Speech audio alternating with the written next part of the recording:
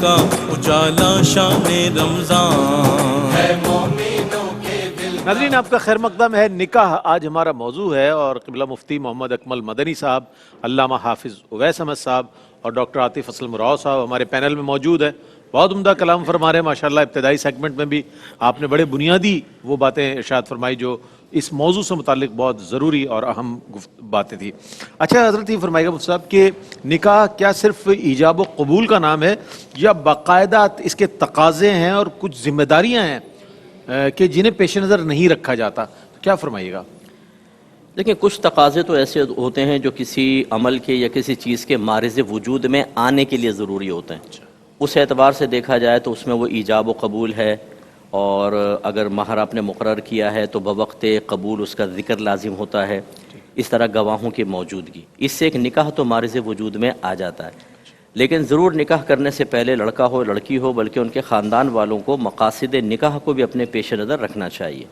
جہاں مقاصد نکاح میں سے نگاہ کی حفاظت ہے، ستر کی حفاظت ہے، اسی طرح ایک عورت کو پروٹیکشن حاصل ہو جاتی ہے، وہ خرچے وغیرہ نان نفقے سے بالکل بے فکر ہو جاتی ہے، شوہر کی ذمہ داری بڑھ جاتی ہے، ایسی اولاد حاصل ہوتی ہے. توالد و تناسل بھی اس کے بنیادی مقاصد میں سے ہیں. لیکن ایک بہت بڑا مقصد جو ہم فراموش کیے بیٹھے ہیں کہ اللہ تعالیٰ نے فرمایا یا ایھا الذین آمنوا قوا انفسکم واہلکم نارا وقودھا الناس والحجارہ، اے ایمان والو اپنے آپ کو اور اپنے گھر والوں کو جہنم کی اس آگ سے بچاؤ جس کا ایندھن آدمی اور پتھر ہیں. اس کا مطلب یہ بھی ایک بڑی شوہر کی ذمہ داری بن جاتی ہے.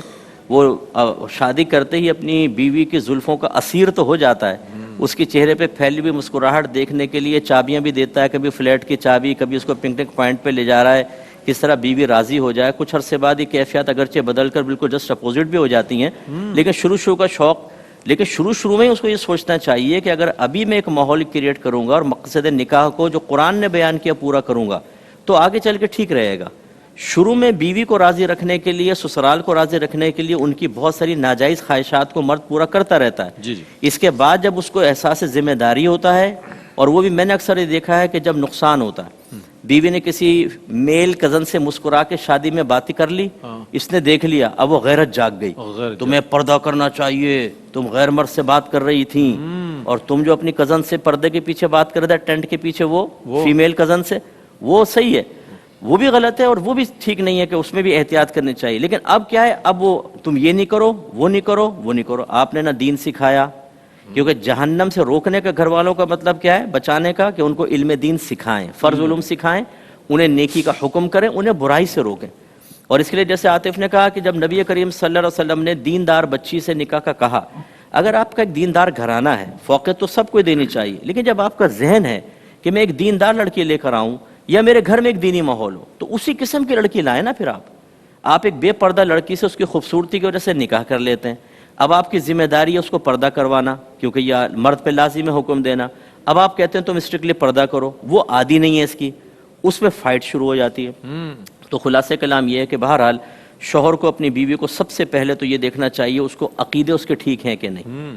عقیدہ ٹھیک سے مراد یہ نہیں ہے میں کہہ رہا ہوں کہ آپ کسی دوسرے مکتبہ فکر سے نکاح کریں، اور میں کوئی یہ فرقے والی بات نہیں کر رہا ہوں. اس میں نے بڑی ٹوٹ پھوٹ دیکھی ہے. جو آپ کے اسکول آف تھاٹ ہیں انہی سے آپ نکاح کریں، ورنہ آگے چل کے فائٹ ہوتی ہے. ایک کہتا ہے میں یہ عمل کروں گا، دوسرا کہتا ہے شرک اور بدعت ہے، وہ کہتا ہے میں یہ کروں گا، وہ کہتی ہے یہ تو غلط ہے، اور اس سے پھر تقسیم ہو جاتا ہے. بچوں کے بھی ذہن منتشر ہو جاتے ہیں ننیال ددیال میں جا کے. تو پہلی بات تو یہ. لیکن میں جو کہنا چاہ رہا ہوں وہ یہ کہ اگر ایک لڑکی ہے مسلمان گھرانے میں پیدا ہوئی ہے اور وہ گھرانہ صحیح العقیدہ ہے، لیکن چونکہ ہم عقیدہ سکھاتے نہیں ہیں، نتیجہ نکلتا ہے بعض اوقات فائٹنگ کے اندر یا عورتیں آ گئیں اور دیکھو میری ساس کم وقت مرتی بھی نہیں، زندگی حرام کر رکھی ہے. اب وہ ہمدردی میں کہیں گے ہاں یہ اللہ نے پتہ نہیں تم پہ کیا ظلم کر رکھا ہے.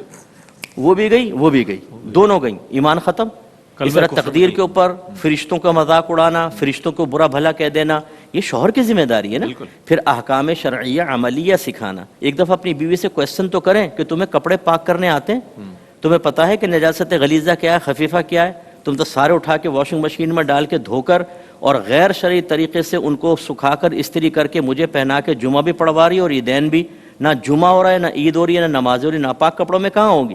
اور یہ پتہ ہی نہیں ہے. جب مسئلے سیکھیں گے تو پتہ چلے گا کہ اوہو ہمارے گھر میں تو عرصہ دراز میں نجاست غلیظہ والا لباس پہن کے نمازیں پڑھی جا رہی ہیں. اسی طریقے سے پھر جو آپ نے شروع میں فرمایا نکاح کے مسائل، طلاق کے مسائل.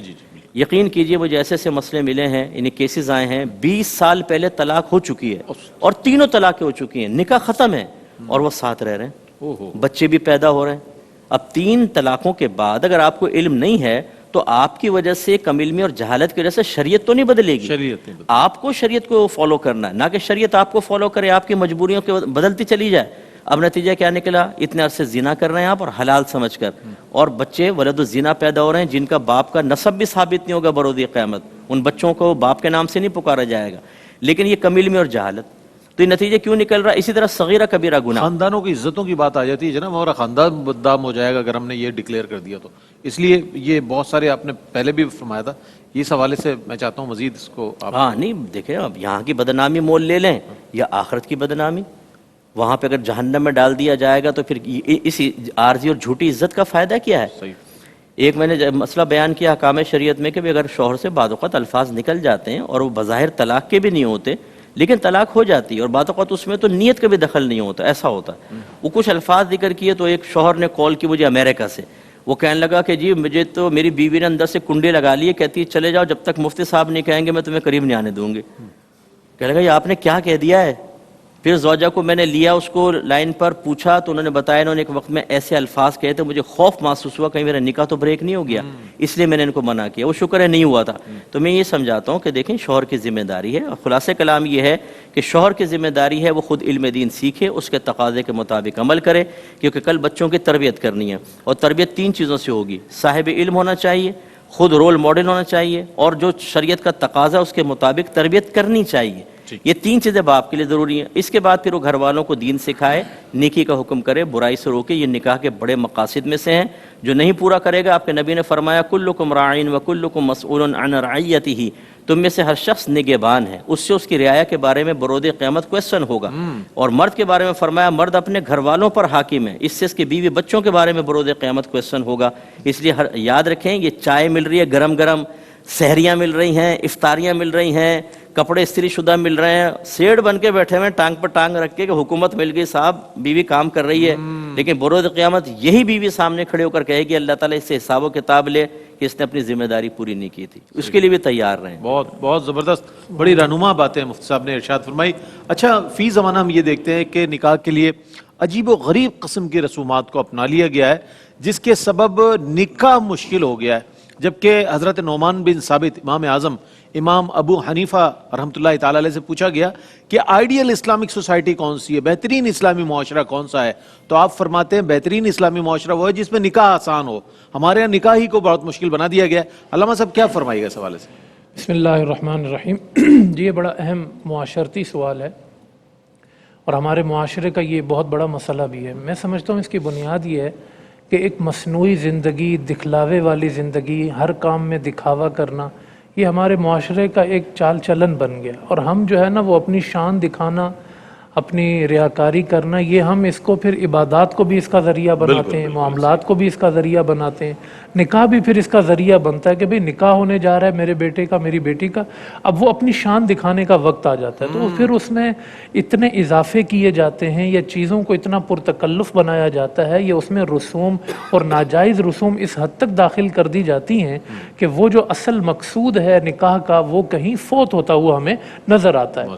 اچھا، اس میں دیکھیں کہ آپ صلی اللہ علیہ وسلم کا جو دور ہے، حضرت عبد الرحمن بن عوف رضی اللہ تعالیٰ، یہ بخاری شریف کی حدیث ہے کہ آپ کے سامنے آ کر بیٹھے اور تھوڑا سا داڑھی میں زرد رنگ سا لگا ہوا تھا جو اس وقت نکاح کے موقع پر خوشبو کے طور پہ لگایا جاتا تھا، تو حضور علیہ السلام نے فرمایا کہ عبد الرحمن نکاح کر کے آئے ہو؟ کہا جی یا رسول اللہ نکاح کر کے آ گیا۔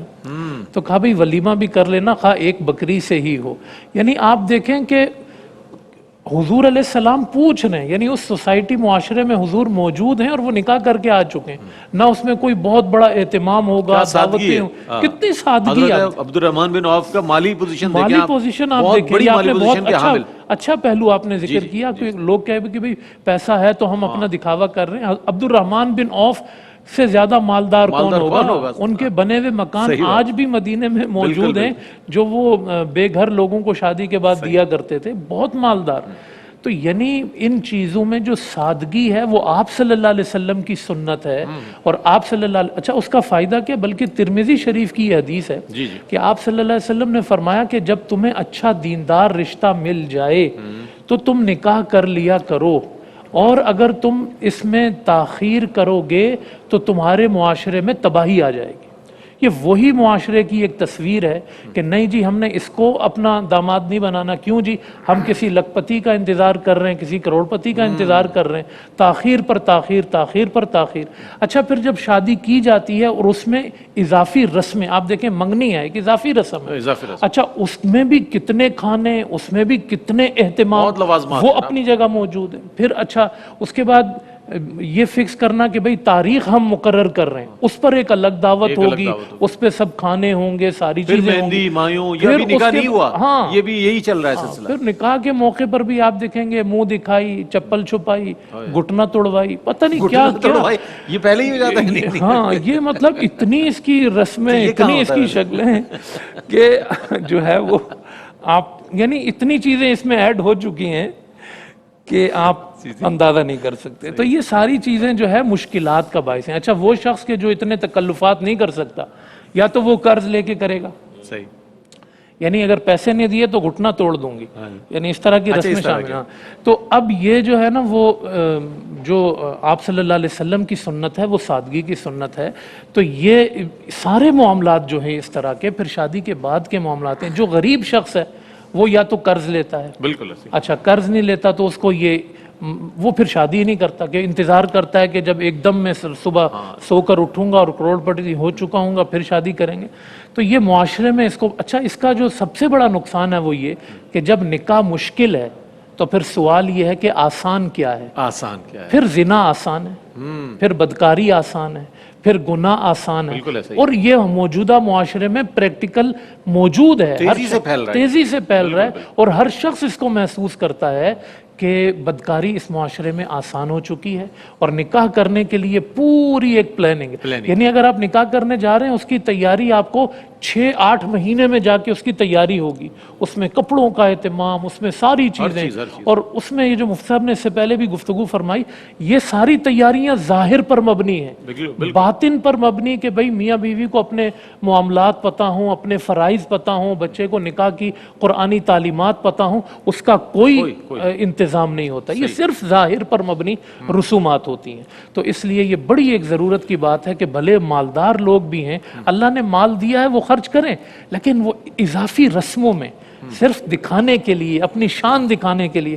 اب تو رئیس بھائی ایک کارڈ بھی جو بنتا ہے نا، وہ یعنی ایک کارڈ 1000 روپے کا بن رہا ہے، 2000 کا بن رہا ہے، ولیمے کتنے زیادہ مہنگے کیے جاتے ہیں۔ تو اس میں ایک اعتدال ہونا چاہیے تاکہ معاشرے کے اندر امیر لوگوں کے چال چلن سے جو غریب لوگ ہیں وہ بھی کسی اعتدال پر قائم رہ سکیں، اور پورا معاشرہ سنت نبوی صلی اللہ علیہ وسلم میں آسانی پیدا کر کے اس کی برکات کو محسوس کر سکیں۔ فرما رہے ہیں آپ، بہت عمدہ آپ نے بیان فرمایا کہ حضرت عبد الرحمن بن عوف ہوں یا حضرت عثمان غنی، ایسے مالدار ترین لوگوں کی کوئی تاریخ ایسی نہیں ملتی کہ بہت بڑے پیمانے پر نکاح ہوئے ہیں اور جناب اور پورا اہل عرب اس میں شامل ہوا۔ بڑے سادہ انداز میں انہوں نے اس سنت کو ادا کیا اور نبی کریم علیہ السلام کے سامنے یہ بات پیش کی۔ تو یہ بات پیش نظر رہنی چاہیے۔ آج معمولی سے معمولی آدمی کی کوشش ہوتی ہے کہ بہت بڑے VIP انداز میں ان چیزوں کو کیا جائے، چاہے وہ مقروض ہو جائے، چاہے کچھ ہو جائے، لیکن ان چیزوں کو پیش نظر رکھا جاتا ہے جو کہ لازم و ضروری نہیں ہے۔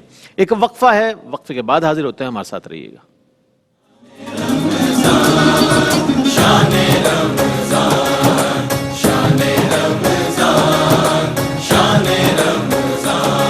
ہے مومنوں کے دل کا اجالا شان رمضان،